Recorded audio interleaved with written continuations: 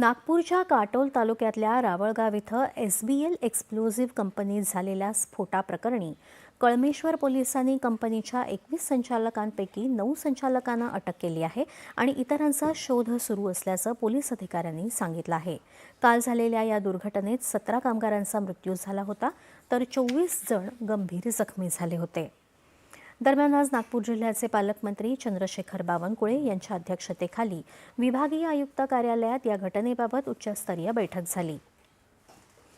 कंपनीच्या मालकाविरुद्ध मनुष्यवधाचा गुन्हा दाखल करावा आणि मृत्युमुखी पडलेल्या कामगारांच्या कुटुंबियांना 75 लाख तर गंभीर जखमींना 25 लाख रुपये अर्थसहाय्य या कंपनीतर्फे मिळावं अशी मागणी बैठकीत केल्याची माहिती काटोलचे आमदार चरणसिंग ठाकूर यांनी दिली आहे।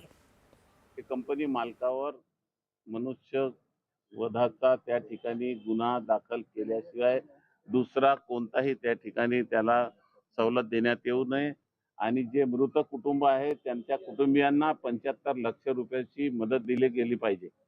जे दवाखान्यामध्ये आहेत तेही मरणासन्न अवस्थेमध्ये काही पेशंट आहेत त्यांनाही त्याच पद्धतीची मदत त्या ठिकाणी दिल्या गेल्या पाहिजे। माझा त्यांना विनंती आहे, शासनालाही विनंती आहे, ही मदत जोपर्यंत मिळणार नाही तोपर्यंत मी इथून जाणार नाही। अपारंपरिक ऊर्जा स्रोतांमध्ये सौर ऊर्जेचं महत्त्व